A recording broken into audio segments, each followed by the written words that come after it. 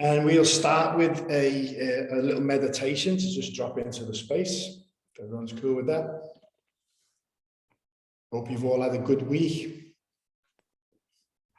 I'm just going to mute you guys if you're not muted. They're all muted. Awesome. Thank you.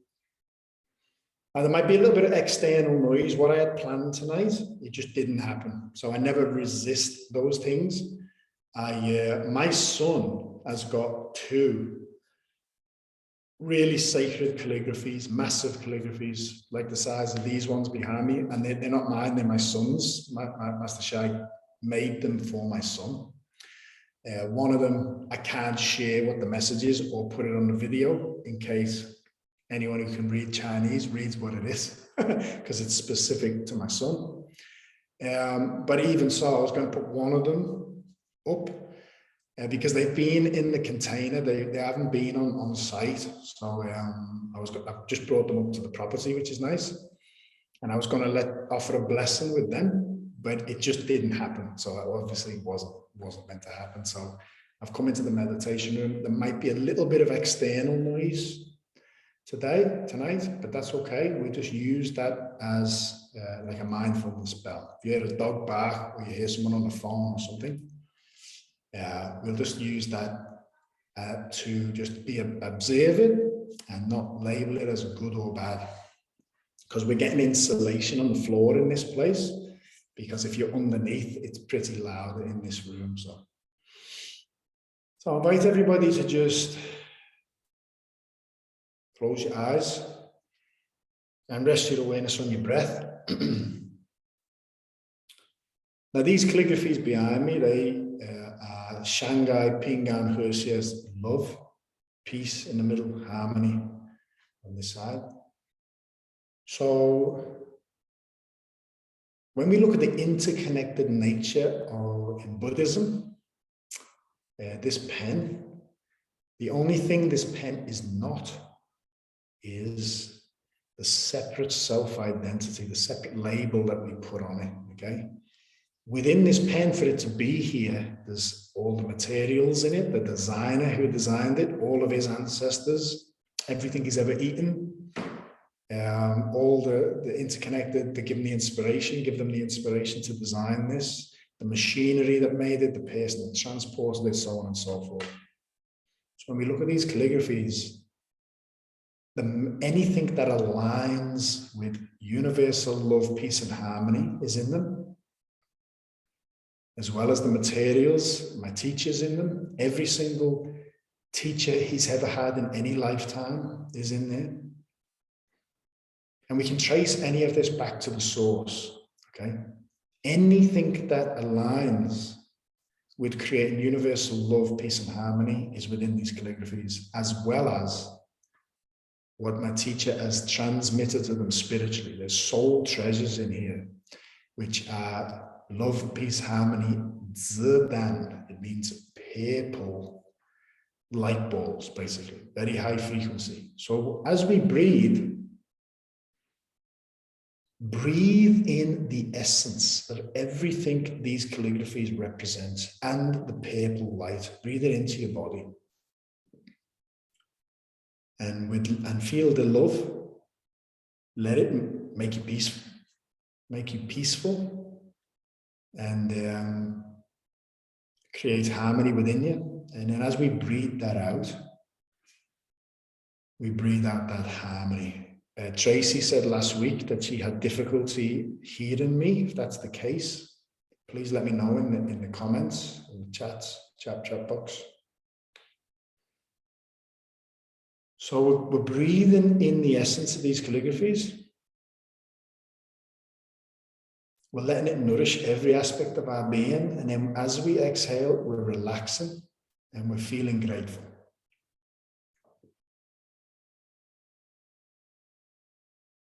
This is breath power.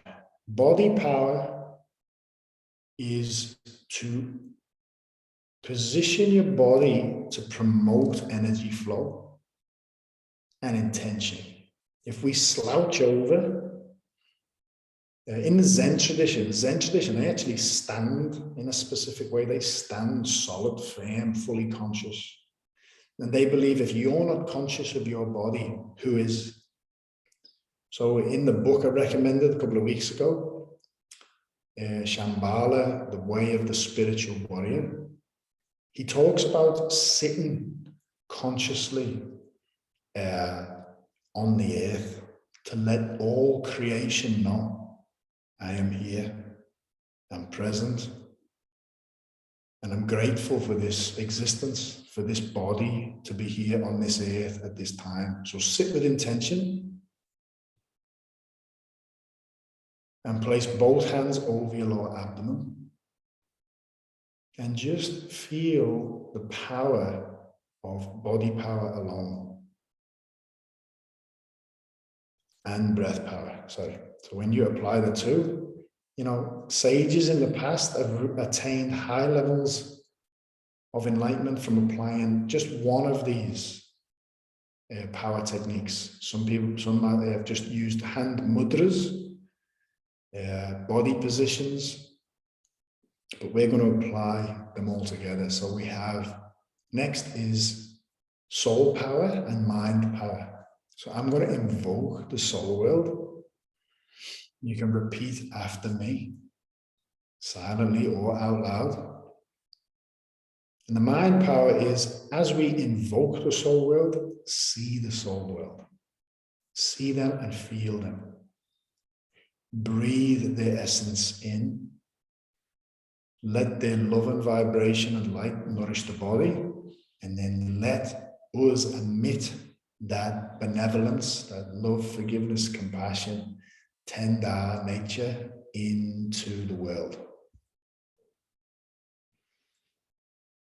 So dear soul, mind and body of the divine and the Tao, dear all layers of heaven, dear Mother Earth, and dear all humanity,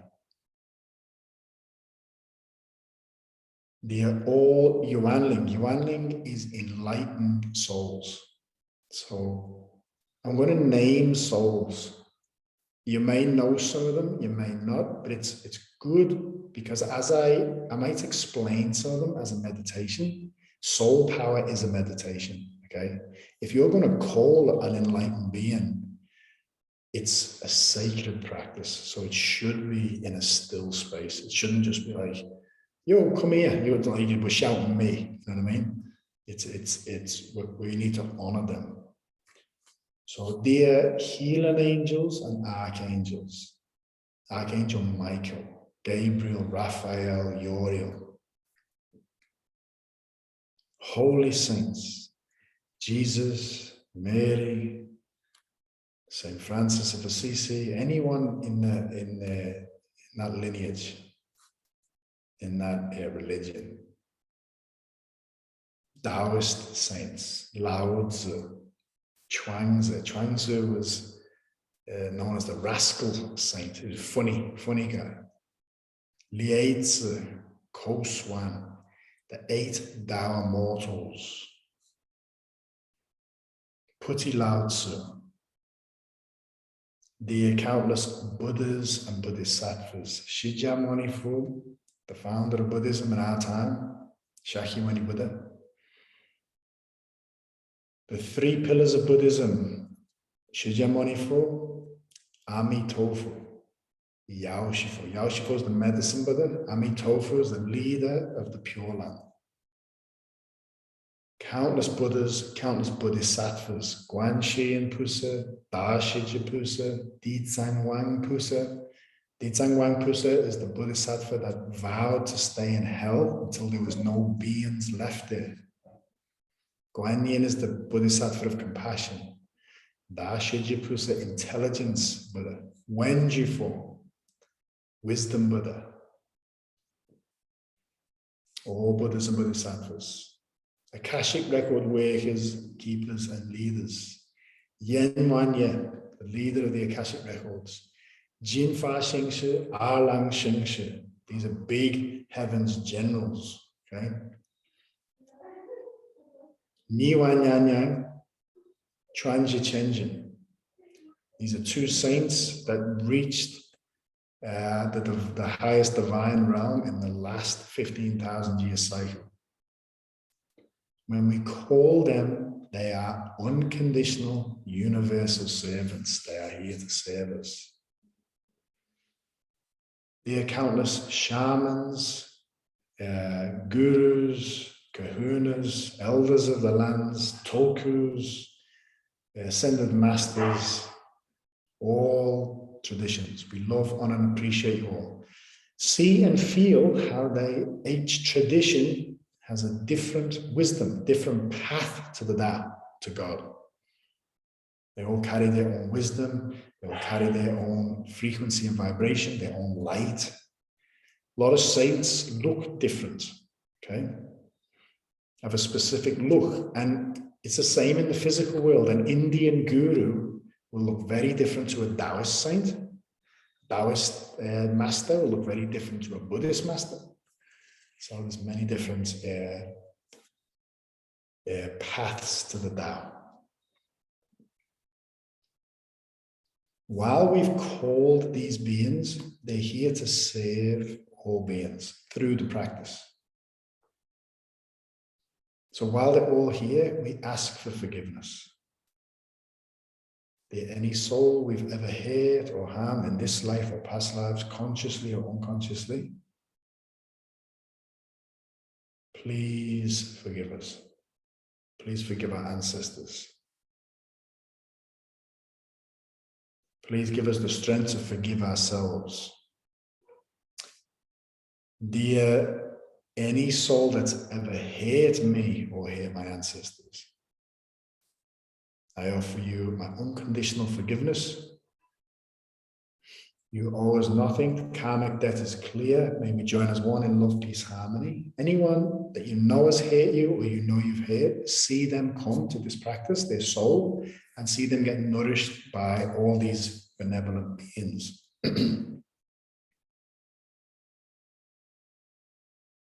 And we'll chant a mantra, just repeat. This is sound power. What you chant is what you become. And when you say a prayer or a mantra out loud, you push it with the message into the field.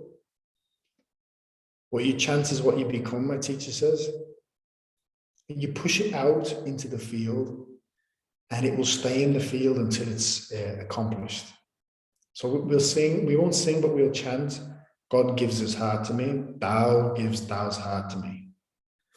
Okay, so repeat after me and see all humanity and all life joining as one with the divine, joining as one with the Tao, all their souls practicing this practice.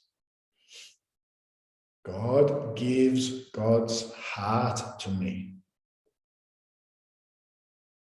God gives God's love to me. My heart melds, M-E-L-D, melds with his heart. My love melds with God's heart. Tao gives Tao's love to me. Tao gives Tao's heart to me. My heart melds with Tao's heart. My love melds with Tao's love. See all beings melding with the divine and Tao.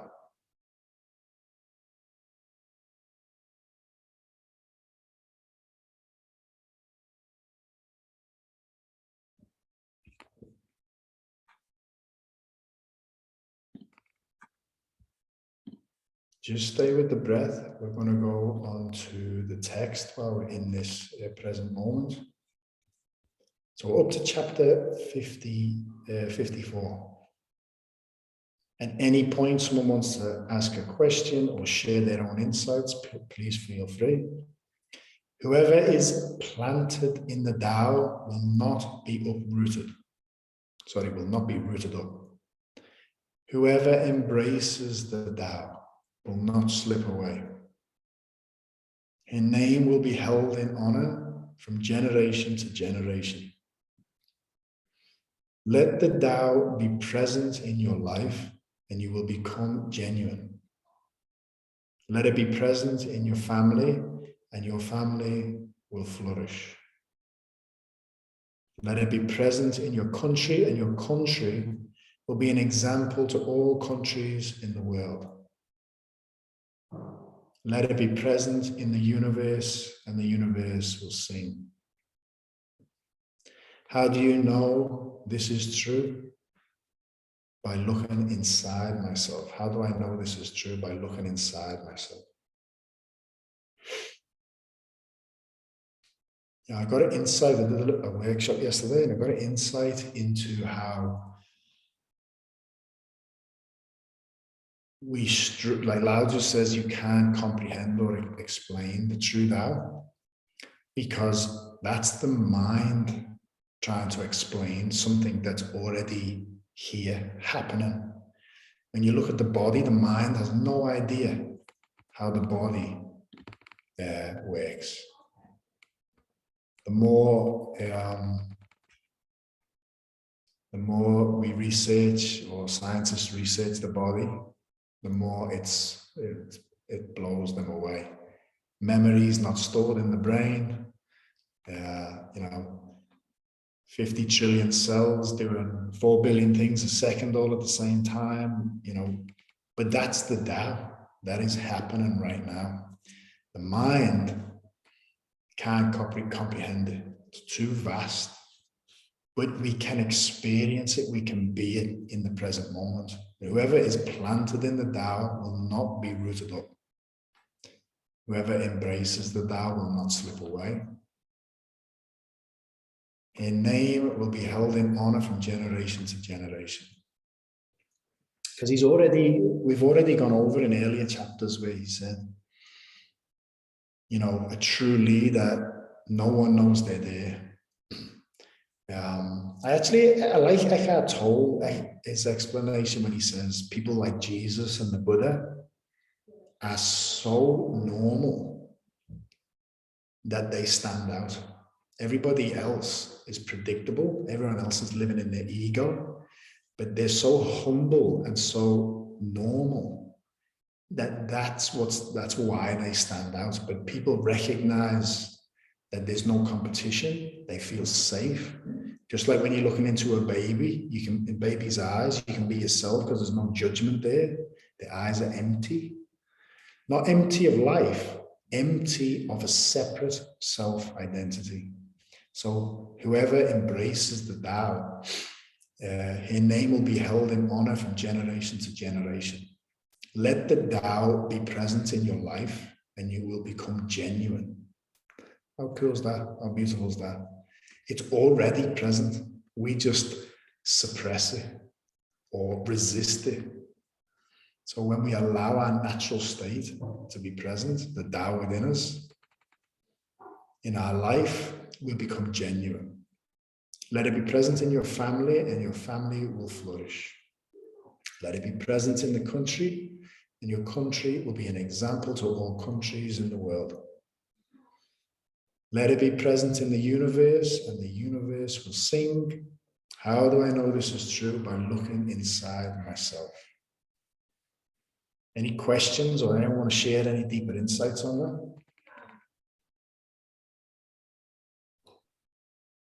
How many people practice this, Nick? In Australia, and it originated from China. So how many people in China practice this?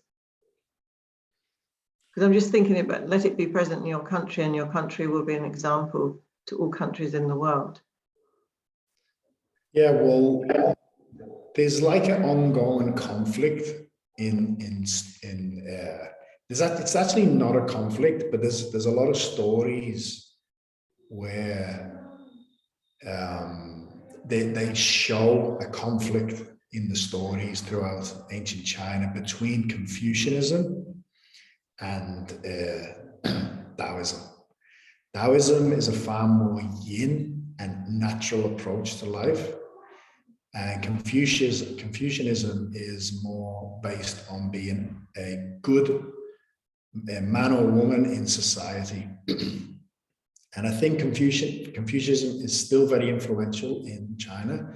I don't think Confucianism is bad. I think Confucianism is nice. He was a nice sage, Confucianism. And they had, in legend tells that Confucius and Lao Tzu had an interaction. And I'll share that story one day because I'll read it from, I've got a couple of different versions of it. It's a beautiful story. But yeah, you know, China's a funny place right now. I still think there's a lot of people who practice it. My Buddhist teacher's Chinese, and she said it's very interesting because the Chinese language changes every year almost, because they bring in new words. Sometimes they bring in like an English word. It's always changing for economic reasons and things like that. But she said this is why calligraphy is so sacred in China, because calligraphy is like, it's, you know, as old as Chinese time can record. And Master Sha has been sharing lately as well that in ancient time, you can't comprehend the Tao or speak the Tao, but you can write the Tao.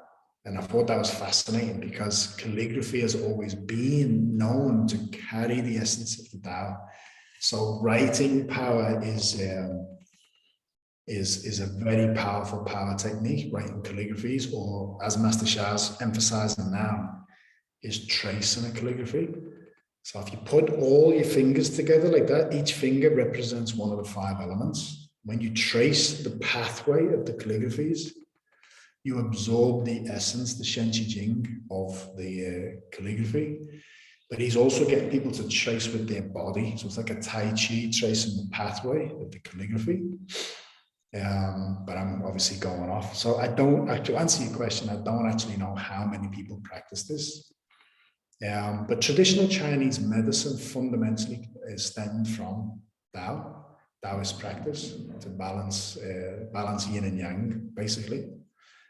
But I don't know if I've answered your question there. That's okay. I just wondered if you had any idea. Thank you. But that was interesting. Okay. 55. Also, Sorry? Sorry, I was just a bit slow coming in there. Also within China, I believe there's a split between the north and south of China about how they practice and their beliefs, their translating of the Tao Te Ching and the ensuing practices. So, and I've also heard from people who've come from China about 10 years ago that apart from people going to the temples, there's a lot less practicing of Taoism than there was 10 years, 20 years ago.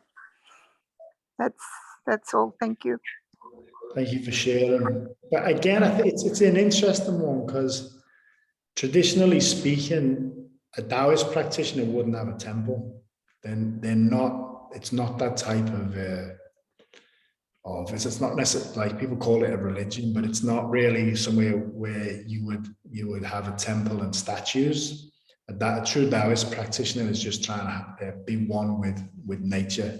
As I said, in ancient time, they never really stood out. Some of them you would have to know what you were looking at to spot a Taoist master. But yeah, okay, thanks for that, Judy. Appreciate it. Okay, chapter 55. He who is in harmony with the Tao is like a newborn child.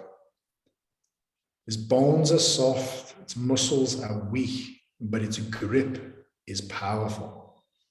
It doesn't know the union of male and female, yet its penis can stand erect, so intense is its vital power. It can scream its head off all day, yet it never becomes hoarse. So complete is its harmony. The master's power is like this. He lets all things come and go effortlessly, without desire. He never expects results. Thus, he is never disappointed. He is never disappointed. Thus, his spirit never grows old. So, if we look at these images,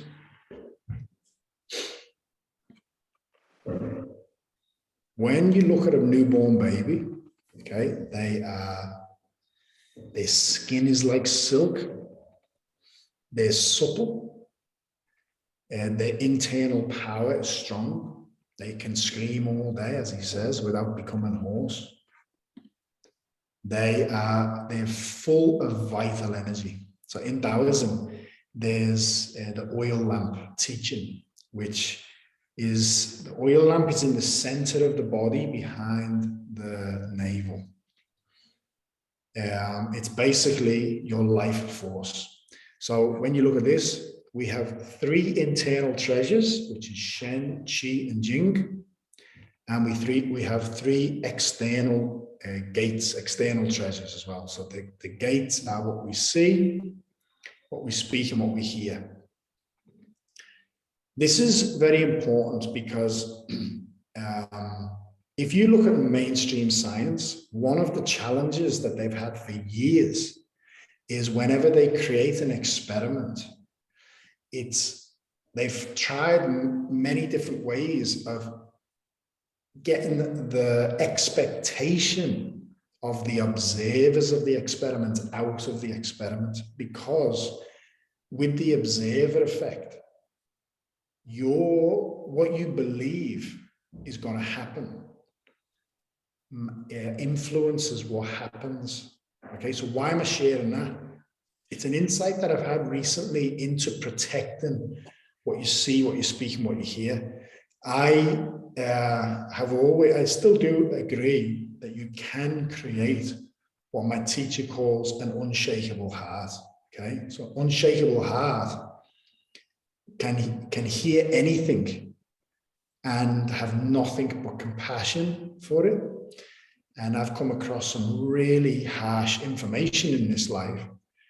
But I'm sharing this because I went to a men's group, a local men's group, like 2 weeks ago. And a gentleman a new guy was going to share a story. And he said, look, it's pretty dark. And everyone in the group sort of said, yeah, we're aware of some of the things that go on, and, you know, we're happy for you to share it. And it was nothing new, but after it was a great lesson, because the information was still pretty heavy. It was still, when we look at this, Shen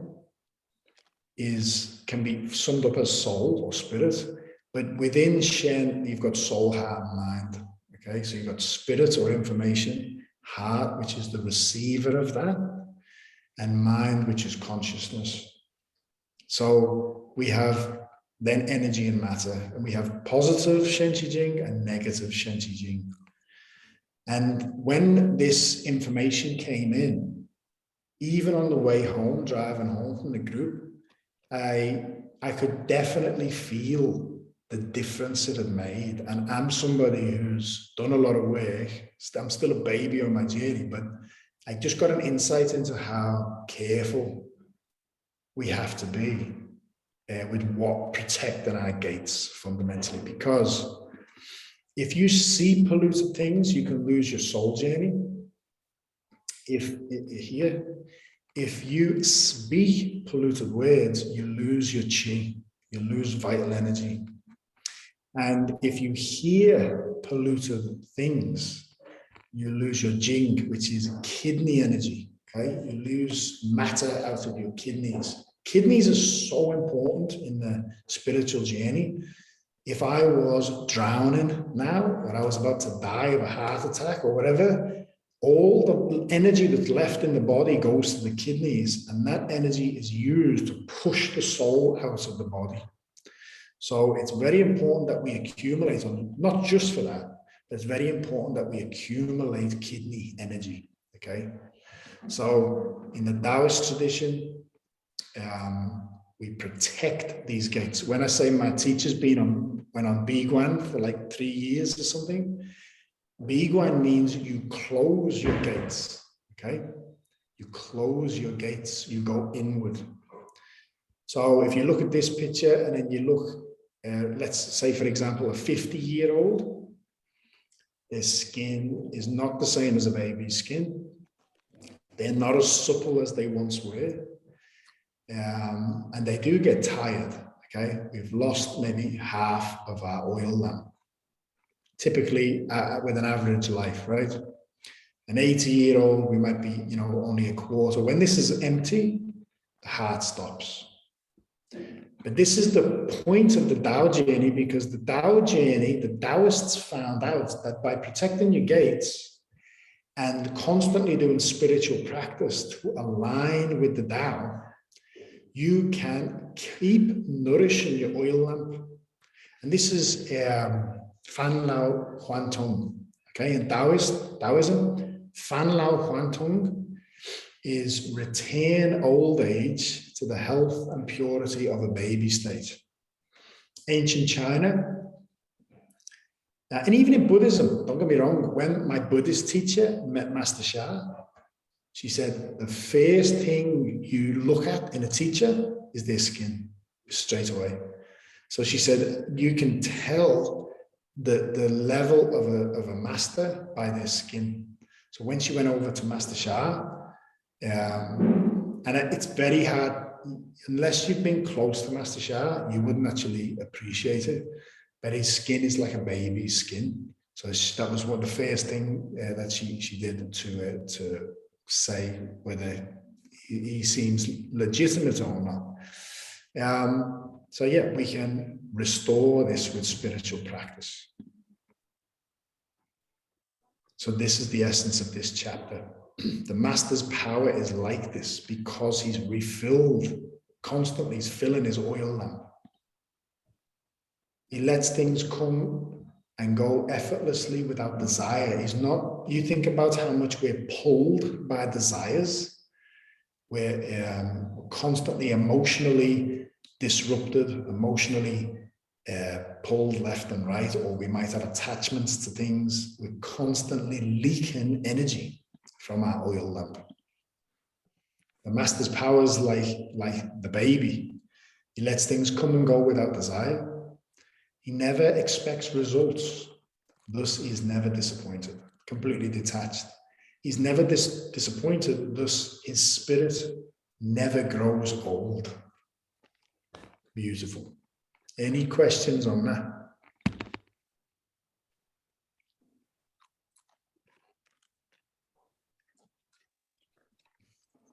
No, I can hear someone's unmuted. Let's have a look. That's okay. All good.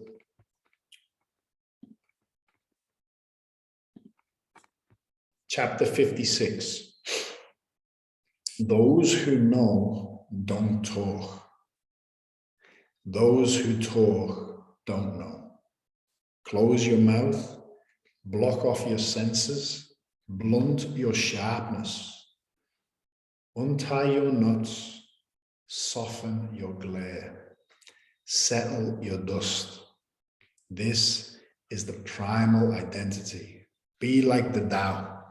It can't be approached or withdrawn from, benefited or harmed, honored or brought into disgrace. It gives itself up continually. That is why it endures. I always remember in an advanced retreat I was doing that wasn't open to the public, a student said that she was afraid to go home. She was from Africa. And I just remember Master Shas, he was just, sometimes something will just trigger him and he'll just be on a mission. And I love that. And he was very empowered. And he said, why? He spoke to everyone. He wasn't speaking to this woman. He said, but we all come from the Tao. So why be afraid? Okay. He said, why do we live such short lives. He says, heaven and earth live long lives because heaven and earth don't have no concern about themselves. Okay, that's why they live a long life. They live in harmony with the Tao. They don't think about themselves. They just serve everything else. So he said, we have such short lives because we're only focused on ourselves. And he went on to say a few more things, but it was really profound. And it just came to me when I was listening to this. So those who know don't talk. Those who talk don't know. And so Lao Tzu said the sage goes around teaching, no talking. In the introduction to this text, this version, he talks about a famous Chinese comedian and a poet who used this, quoted Lao Tzu, and he said, those who know don't talk, those who talk don't know. This is what Lao Tzu said in a book of 5,000 words. He must have been a blabbermouth, okay? And Stephen Mitchell, who wrote this, said that's the issue with spiritual teachers. They have to be blabbermouths. The Buddha said the same thing. The Buddha reflected for 7 days whether he should share what he'd attained when he reached enlightenment. And he was actually surprised at how much people needed words, okay, and teachings. But he realized that they did. So even the Buddha taught 48,000 methods of spiritual practice. But while we're on that subject, this talk about aligning with the Tao and being relevant to what we're talking about, to mention that the Buddha taught 84,000 methods, he summed them all up in one sentence.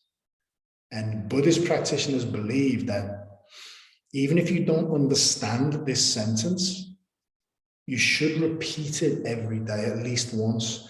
I find repeating this sentence helps me get through almost any challenge or see light and understanding in any challenge I have in my life. And that one sentence is this: write it down. And if you don't have time to write it down, watch the recording again and write it down.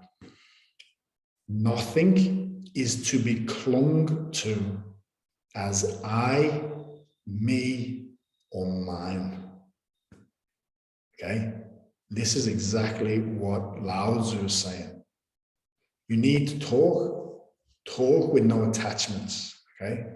But when you don't need to talk, same as Master Sha teaches, he's on stage, he's going for it. When he's not on stage, he does not waste words. He only uses words to serve others.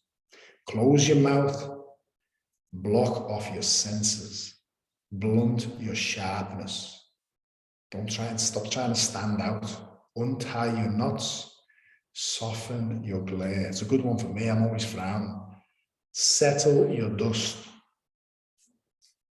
This is the primal identity. Be like the Tao. It can't be approached or withdrawn from, benefited or harmed. Think about that. Master Shah has been saying that a lot lately in his in the Heart Sutra. He said that. He actually, in the Heart Sutra retreat, he said the Tao, or Kong, Buddhists say Kong, you can't raise it up or bring it down. It can't be benefited. It can't be harmed. It is not in the yin-yang universe. It can't be honored or brought into disgrace. It gives itself up continually. That is why it endures. So much in that. We can probably talk for an hour just on that chapter. Is there any questions on that?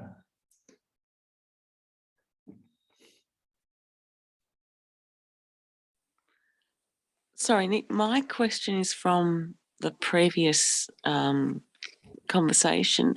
Can you please let us know how you actually, when you're on your way home after hearing that information and realizing that you were affected by it, and sort of also share how we can protect our gates please? Well, for a start, in terms of protecting your gates, just stop watching it. Like, I don't watch any negative stuff at them anymore. Like, I know what goes on in the world, and I include that in my daily practices. But the ego can actually get attached to that, and when the body has a traumatic response to negativity, the body actually gets addicted to it, to the chemicals in the body. This is what Joe Dispenza teaches. So just stop watching negativity, because just as I said in the science experiment, the scientist's observation influences the experiment. The reason I shared that is because when you're receiving this information, it's in your awareness and you're manifesting it in your life. So don't watch it anymore. If you're asking me, do what you want, but I would suggest don't watch it anymore. And Master Shah says as well, he says to his students all the time, if somebody comes to you and they are just gossiping, complaining, blah, blah, blah, he said, if you let them do that, right, or you keep listening, he said, it's not their karma, it's your fault. You get the karma from that. He said, learn how to say politely, I'm sorry, but I don't want to hear this. However you want to do it, okay? Just remove yourself or stop them, or even say, this is not serving me or you, okay? But stop it in its tracks. So that's one way. Like, I reflected on how I could have handled that with that situation in the men's group. I could have just turned around and said, if everyone wants to hear it, I'm happy to remove myself. But other than that, I'm not really keen to hear what happened. You know, you can say it polite. Can I ask a question, Nick? Sorry. Yeah, ask anything. So just because I had an experience about that today, and I was sitting in a place of just sending unconditional love and forgiveness to this person. And because they were just on this, a little bit of a rampage about what their story was. And so I knew it would benefit them to clear that out, to get off their chest, but it was negative, it was complaining. And so I sat in a place of, I didn't entangle, I didn't engage. I just knew that was going to help them and put up a layer of protection on myself and just send them unconditional love and forgiveness. And I just imagined that maybe at some point in my life or other lifetimes, however, that I had maybe done that to them. So it actually felt like quite a healing moment. And I didn't feel like I took on any of the negativity in that space. So I'd be interested in your feedback on that. Yeah, well, look, you have to find the fine line of being compassionate as well. Like, if someone contacted me, like it's my mum phoned me, or someone contacted me and said, Nick, I really need your help. This has happened. It might be a really dark thing that's happened to them. Okay. Yeah. So from a compassionate sense, it depends on where you're at, because this is the whole reason we do spiritual practice. The Institute of Heart Math have done these experiments. I share them all the time, where they get a practitioner who's able to keep their presence, they're grounded, right? And let's say you get someone who's, this is the field theory. Everything has a field. Our bodies have a field, a cell, organ. So if you're in control of your field, if someone comes into that field and they are grieving, or they are distressed, or they are angry, if you can hold your presence, okay, if you can keep your field, and this is where detachment comes in, okay? Yes. Because if you're unstable and someone comes in and you won't believe what just happened to me, and it was bad, let's say it was bad, and you think straight away, oh my God, your mind starts going at 100 miles an hour going, should I be listening? am I getting karma, blah, blah, blah, blah, blah. That's all mind stuff. Even though this is what we're talking about, it's all mind stuff.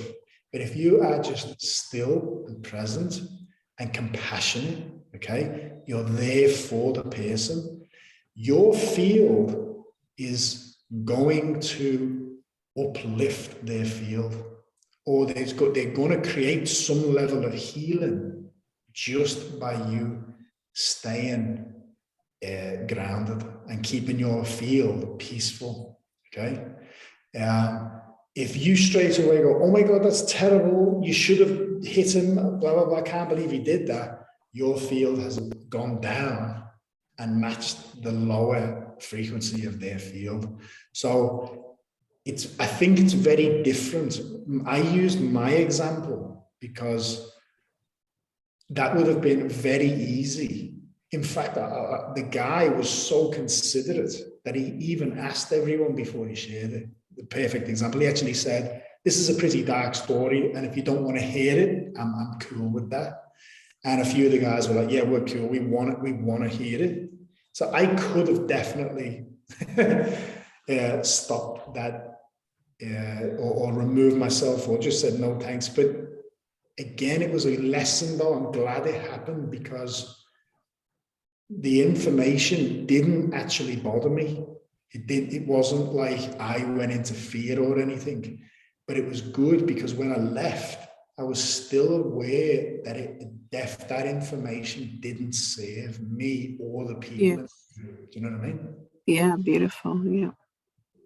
So, and this is the training. We're in training right now. Okay, so people come to us. It's always good, like in your situation, you're a health practitioner. You're there to serve people.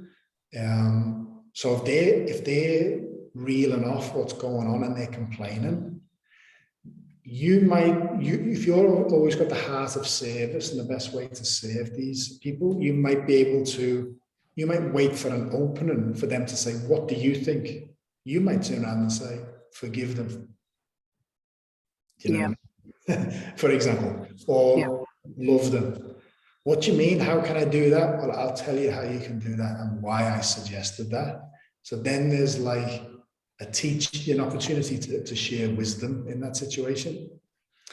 But if you think somebody's creating karma, okay, you think somebody's just going on one, it's a good teaching of and a good opportunity to practice. You know, in Buddhism, they say an enlightened being could give you a parking ticket and enlighten you by giving you a parking ticket. And that's a beautiful thing because we should be able to share. We should be able to stop someone in their tracks from complaining when they're on a mission and they really want to get it off their chest, but them not feel offended at all. If it comes from your ego, there's a clash. It's as simple as that. If it comes from the heart and you're grounded and you're straight in your delivery, people will only feel your love. I used my teacher because he's an example I've had. I've seen him give hard teachings, which are, he's very young in nature. When he goes, he's very, he's a real deal, but you feel nothing but his love. This is one thing we have so many masters or people who want to be a master in the West. And I've shared this with you guys before. In China, if your disciple gets lost, right, and they commit mistakes and they end up in lower realms, you've got to be prepared to take responsibility for them. You've got to be prepared to go to hell and either help them any way you can or just take responsibility for them. A disciple master role is very close. It's higher than your parents, okay? So if you look at the boat analogy, just 1 degree off over 10 years, it's going in the completely wrong direction. If Master Shah sees something that in the future could really create bad karma in his students, he corrects it. But you feel his love. You know that it's coming from a place of care and compassion. but it's the real deal. So, but again, if you're coming from the ego and you're getting angry and you're just trying to get a dominant position over someone, no one will feel your love. They'll just think, who are you to speak to me like that? You know what I mean? So this is the self-mastery. Master yourself first. Just keep going. Yeah. If I can just share, Nick. Thank you. Yeah, thank you. Thank you. If I can just share, Nick, can you hear me? Yes, I can. Oh, look, I just wanted just to add to that, because it is a very tricky one, and I know that that they even through the Master Shah teachings, there is things you can say if something feels very negative. But I guess ultimately for me, I always feel that if you've been presented with a situation, and particularly where people are complaining and they're in a rut, they're stuck, I tend to listen, because I try and remember to go with the flow, go with the Tao, just, allow that person to express themselves. And then I will probably do like a honopono, or I'll chant, or I'll be doing a forgiveness practice at the same time internally. But I allow that situation to an extent, obviously. But yeah, it can be really tricky, because, and the other thing is, like you said, like if you start getting involved with what they say and you become angry, or, you feel reactive, like, you realize it's your negativity that's creating it. It really is, it is about serving, and it is about, if you're in the right, it is taking the right action without, creating more karma, I guess. So it can be very tricky. That's all I just wanted to express. Thank you. Thanks for that. And I'm glad you shared it, because one insight I got from you sharing just then is it actually comes down to knowing yourself. Because if you know information is damaging you, then you should stop that. Okay, even if it's purely for you. If someone's sharing something that is really weighing you down, and it's closing your heart, and you're not ready for that, then that's on some level that's like an assault. Okay, but to truly know yourself, if somebody is crying, they're grieving, or they've got to get something out, they need someone to hear them, be present with them. If you know yourself, that's okay. I'm one of them. I'll be honest with you. I think I've only ever stopped someone complaining a handful of times, and it's only been because it's just got to a point where it was really over the top. Like the person wasn't sad or anything. They were just moaning, you know what I mean? And I just said it in the nicest way possible, however it was, okay? But usually if someone phones me and they're in a hard place and they're going through whatever, I'll hear them out 100%, because that's compassion as well, okay? So you just got to know yourself, know what feels right. And a daily practice will help you with that. Having a strong foundation will definitely help you with that. Okay, it's like, again, the like bamboo, for example, or a big, long, massive tree, huge tree. You look at the top of the tree, and a storm comes. When somebody comes in and they're like, "Oh my gosh, this has just happened," you might look at the top of the tree, and it looks like it's getting blown to and fro. But when you look at the root of the tree, it's not moving; it's still. So that's where our foundation comes in. That's where having a full oil lamp comes in, and completely detached from the drama. That's the best way to actually serve someone as well. There's a story, I think it's in A New Earth, where a woman comes in to Eckhart's apartment, who he knows, and she's puts all her paperwork down on the table, and she's like, I can't remember the full story, but she's like, he's got to try and take everything. I think she's gone through a divorce, possibly. He's going to try and take everything. He's going to this is what's going to happen. I'm going to lose the house. I'm going to this, that, the other. And Eckhart's like he's like a turtle, isn't he? He's just still. And the whole situation, he was just completely present. Just like a hose pipe, just went that lower and lower. Energy just settled down. And after a few minutes, she said, none of this is important, is it? And then she just packed up all her stuff and then left. And then she said to him, I think like 2 days or 3 days later, she saw him and she said, what did you do to me the other night? And he said, I didn't do anything.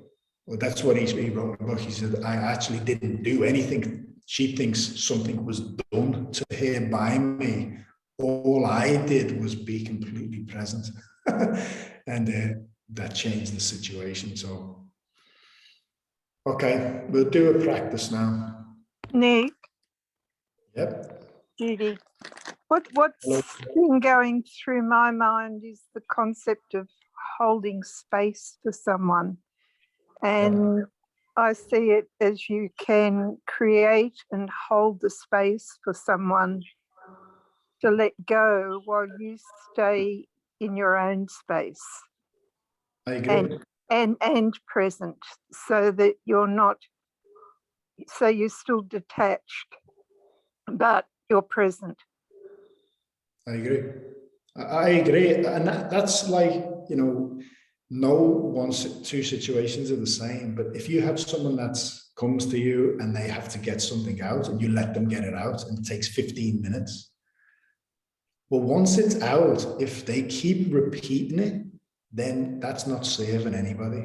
So, you know what I'm saying? You could just say, okay, let's do something about it, or let's, you know, do a practice, or may I offer you a blessing, or whatever it is. I believe in holding space for people too. Yeah, I agree. Awesome. Thank you. Thank you. Okay, well, we'll do a practice now. Yeah, sorry, I have a question still. In relation to what we've been speaking about, and then going back to where the master, you know, has to help the disciple if they go off track, how would you equate that with, say, a parent, adult child or children relationship? What sort of responsibility should be taken in that regard, as far as, you know, being a responsible parent, going into the depths of your children until they're raised up as well, kind of thing? Personally, and I know this is hard because I know there's a lot of people out there who've given everything to their kids and their kids have still gone off track. But I see it as being the same. I remember once Bo was going through he went through a little phase and he was only like 8. And I think he said something back, he back chatted to his mum. He did something to his mum and I told him off. And he's been the easiest kid, Bo. I very rarely told him off, but I remember this one time I told him off. And he got upset because he never gets told off. And I actually used that analogy with the boat. I said to him, I drew it on a piece of paper. And I said, Bo, come here, buddy. When the mud settled, I said, mate, you got to understand, right, that for whatever reason, spiritually speaking, I'm your dad, okay? And I have a responsibility as a father to make sure I do my best in my part of this relationship. And I gave that analogy and said, buddy, I said, when my mum and dad come over, when your nan and granddad come over, how do I treat them? I always make a point of really looking after my mum and dad. One, because I love them, they've done so much for me, but I give them massages all the time. I wait on them hand and foot. If Bo asks me any questions, I say, mate, you don't get to spend much time with your nan and granddad. I said, they've lived a longer life than me. They know more than me. I said, ask your nan and granddad. So I really respect my mum and dad, especially in front of Bo. So I said, Sunshine, you only get one mum and dad, okay? And so you don't, I'm not going to let you speak to your mum the way you did. And he got it. I said, if you go off track, buddy, okay, it might be your path. you might learn a load of lessons going off and they might pull you back on. Okay, we never know where our life's going to take us. I said, but fundamentally, if you get lost because I never corrected you, then we both get lost, me and you, spiritually speaking. And he got it, you know, just a young age, and he got it. And so, I mean, as I said, we have karmic relationships in ancient Chinese culture. There's a saying, basically translates to some people we love and we can't spend time with them. Some people we can't bear and we live our lives with them every day. This is karma. This is a karmic relationships. But generally speaking, I see parents as having massive responsibilities for our kids. And that's hard because in today's world, that, you know, they've done a good job at breaking up the family units. I mean, there's not many parents that stay together now. I mean, that's a fundamental part. You know, I gave a teaching to the men's group actually on Saturday, and we were talking about in Vietnam. I think it's in Vietnam. In Vietnam, in some parts of Vietnam, if you meet your soulmate and you want to get married, before you get married, both male and female go to male and female monasteries, Buddhist monasteries, for 12 months, so that you can learn how to not be triggered by emotions and also know yourself. So you never play mind games. You never manipulate the other person. You don't rely on the other person too much. You really learn how to be solid in yourself before you get married. And I thought that was so powerful. I think that would be epic to do. Me and Danielle often say, you know, if our teacher, Master Shaz gave us so much in terms of blessings and all the rest of it, but we often say that just understanding the teaching of karma is vital, I think, for healthy relationships. So I'm sorry, I hope I've gone on a bit there. I hope that answers your question a little bit. Yeah, no, that was lovely. I agree. Thank you. Oh, thank you. Thanks for the questions. Anyone else, or we do a practice? Okay. So this practice is, I think it's about 13 minutes long, this mantra. And it is the Tao Ching. At the moment, I am revisiting, which I always do every 12 to 18 months. I'm revisiting all of Master Shah's early books, okay? And I've just finished his book, Divine Soul Songs. And I just can't believe how many times I've read these books. And I've read something today, which was wisdom I've never heard him share. I've read that book a few times and it didn't ring a bell, and I've never heard him share it on stage. I've never heard him share it anywhere. And just what is in them books, he's released so much wisdom to humanity. And it really inspired me. I was going to ask you guys, I'd be happy to do even like a little weekend Zoom workshops where we go over, even just one day workshops where we go over one of the books, and I just share the key essence of each one of the books, because there's so many spiritual transmissions as well in his early books. You could literally read the books, receive the transmissions, and practice with them, and really benefit. So this mantra I'm going to play is from the Tao 1 text. Now I sent it out to the group. And I'm sorry, Julie, you said you couldn't read it, and I never sent it again, but that's okay. I'll send it again this week, but just listen to it, okay? All the Tao texts are like blueprints for the spiritual journey. How I've always seen the Tao Te Ching and Master Shah's Tao texts.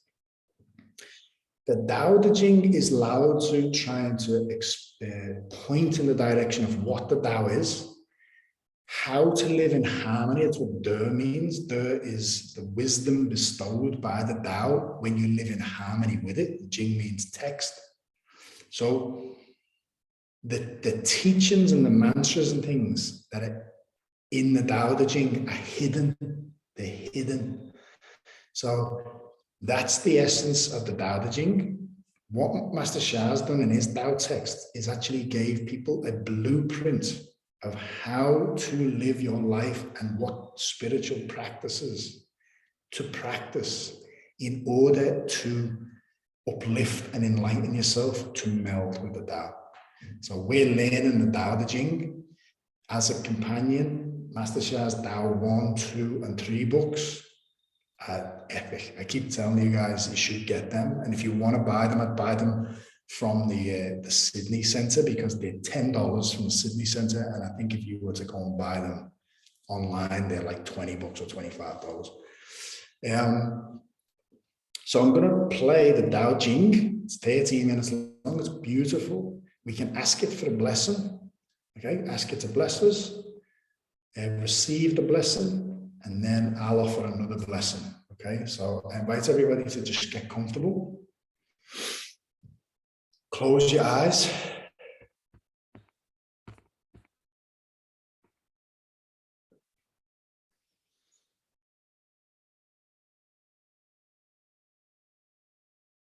And just let the mud settle.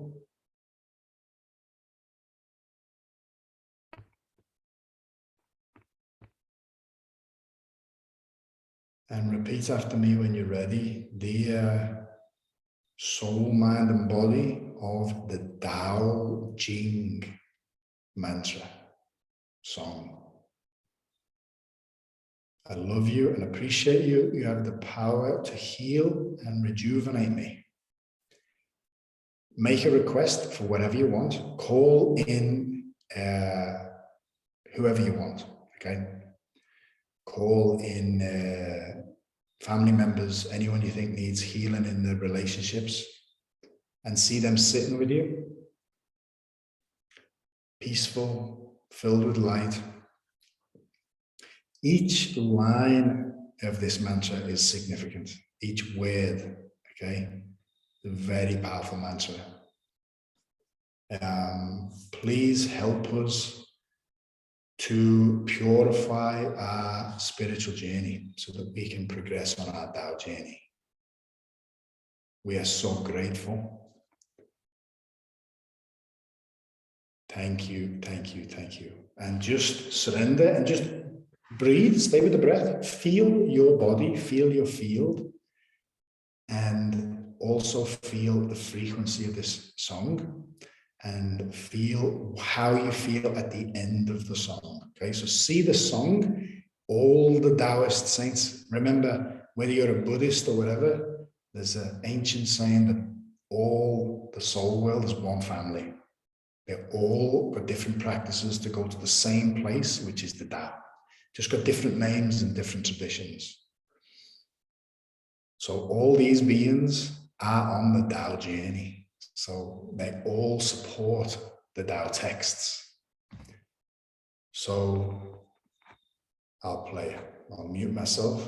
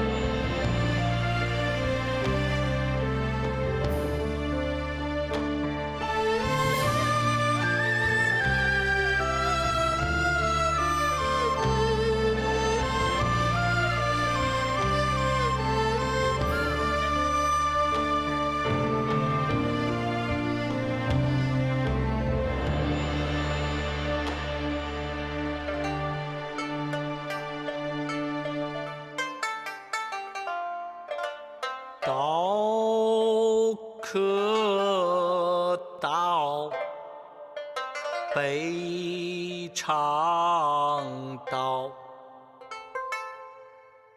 Tao Wang 小内无方圆，无形象，无时空，顺道场，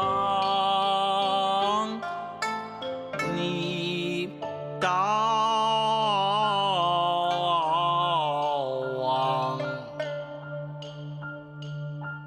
咿呀呀呀呀哟咦，咿呀呀呀呀呀哟咦，哟呀哟咦，哟呀哟咿呀。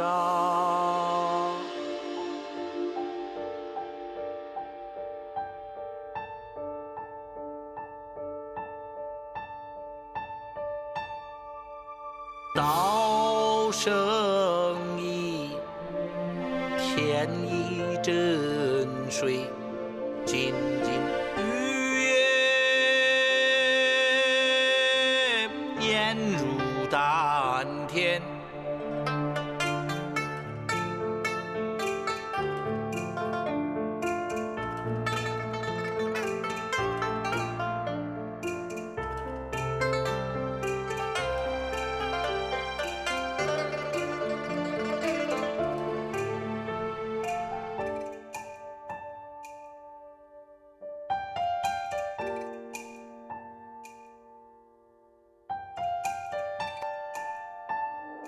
一生二，道丹道神，夫人类，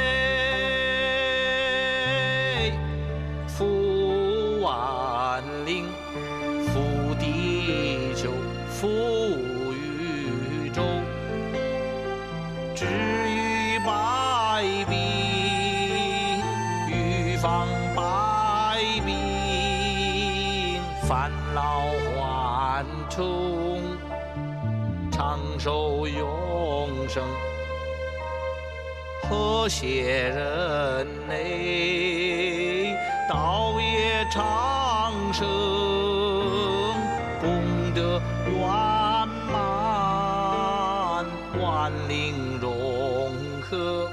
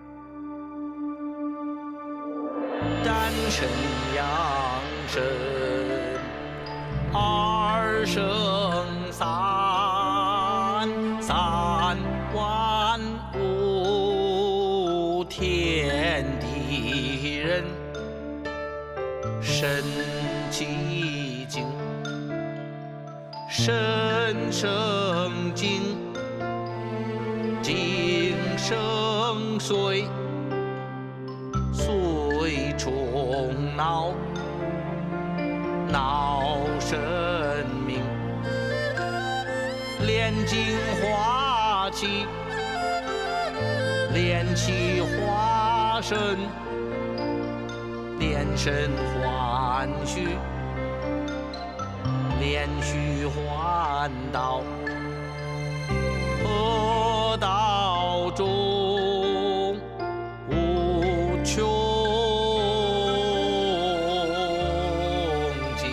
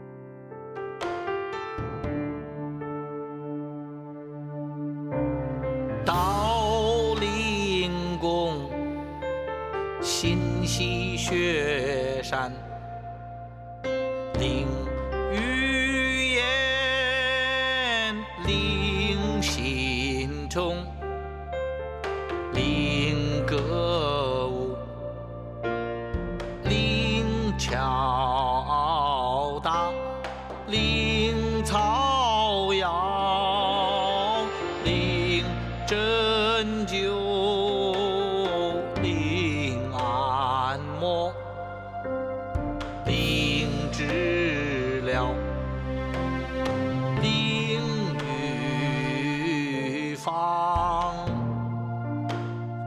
灵转化，灵圆满，灵智慧，灵潜能，幻灵脑神，福三界，灵光普照，万物更新，是为公仆，时代服务，灵光盛世，创新纪元。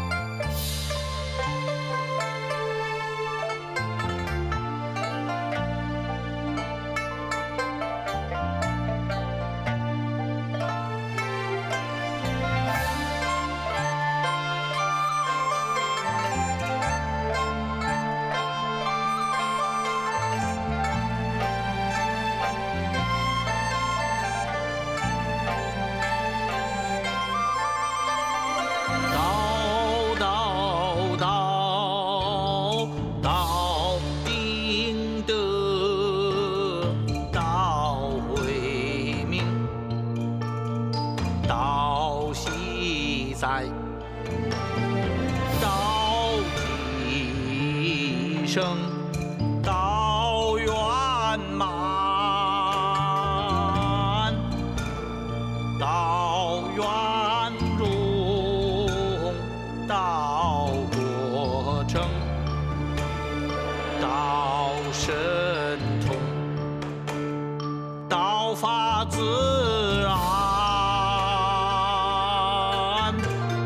神在妙在，神在妙在，神在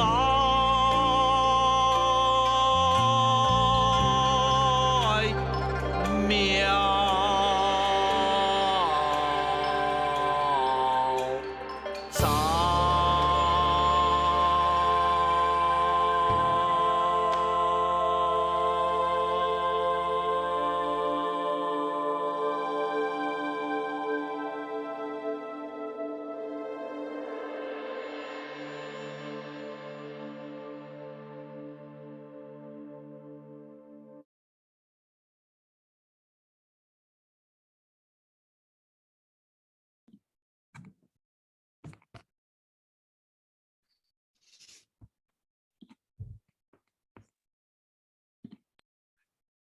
Now just feel how you're feeling in the body.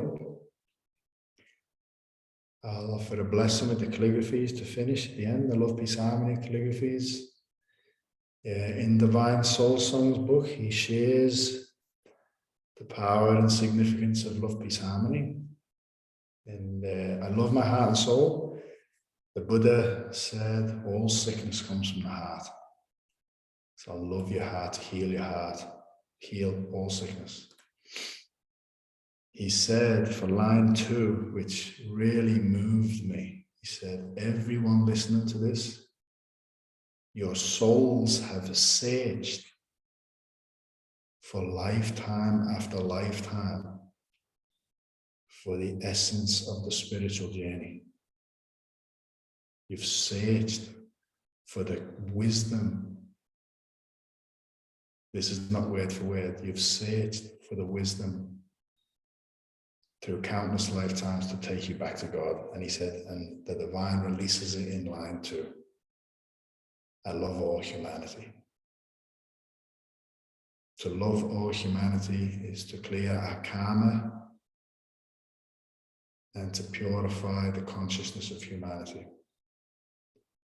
Line 3, join hearts and souls together as a divine calling.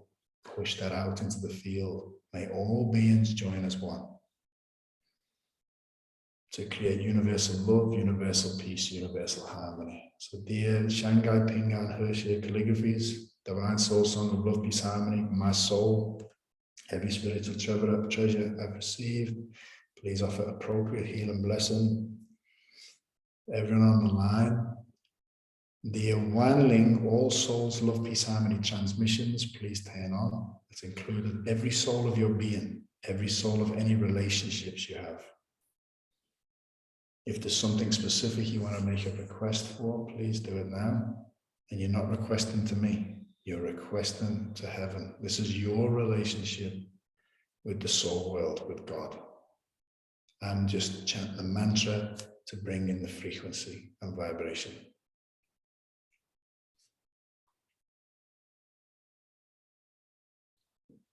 Feel each line. Chant with me if you want. I love my heart and soul.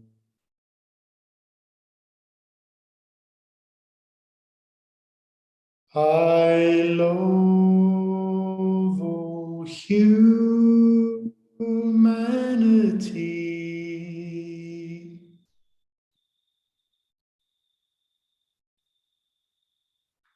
Join hearts and souls together.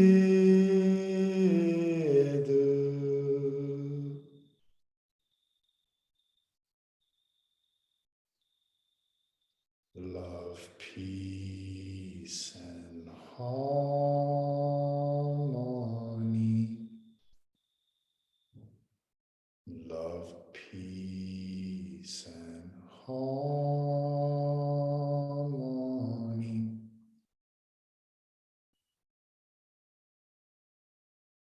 I love my heart and soul. I love all humanity. Join hearts and souls together.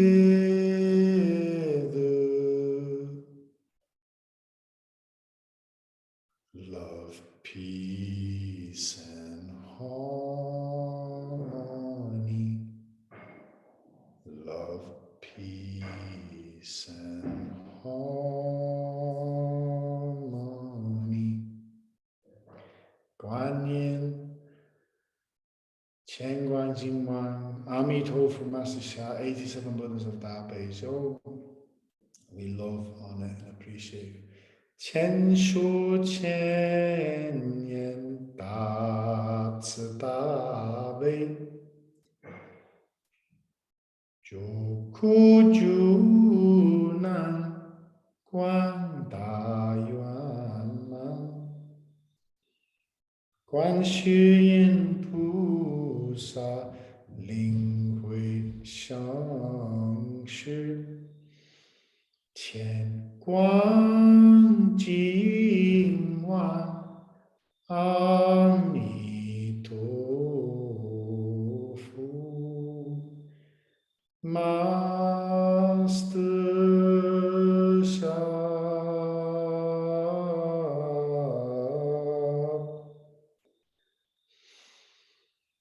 Chen Shu Chen Yan Da Ci Da Bei.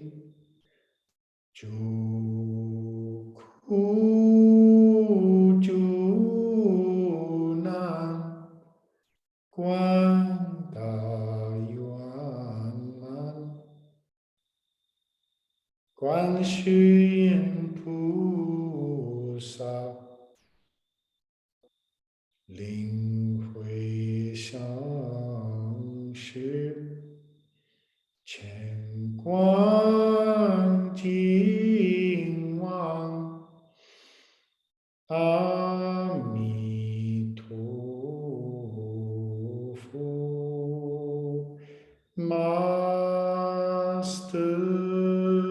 Sha.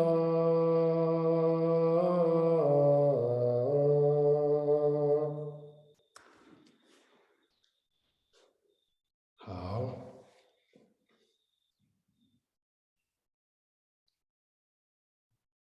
Just be completely still, completely present. And breathe in love, breathe out gratitude. Like Dr. Emoto says, love and gratitude were his favorite crystals in water. He sees love as being like a yang outward expression, whereas appreciation, gratitude is like a yin energy. Grateful for what we've already got, it's already happened. So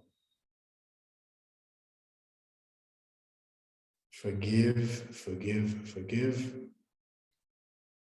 Love and appreciation. When we're ready, put our hands in the traditional prayer position. We say how means perfect. From our heart, we say thank you, thank you, thank you. Love you, love you, love you. Gong song, gong song, gong song means respectfully return. Take as long as you need. Open your eyes when you're ready, move around if you need be. If anyone wants to share anything from that Bao Jing mantra or song, it's beautiful, one of my favorite pieces of music that. I love that song. It's a very, very powerful song. Or anyone wants to ask any questions, or if anyone wants to, if we want to just go, that's totally fine. But I'll leave it open to you guys now. I appreciate everyone being on the line. Thank you for Monday nights. I look forward to them probably more than you guys do.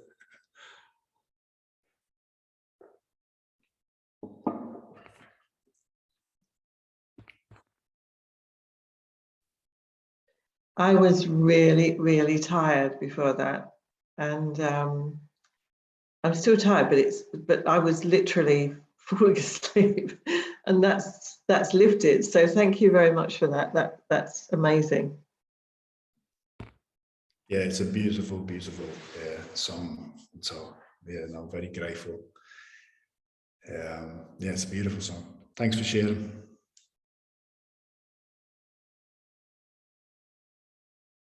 Okay, guys.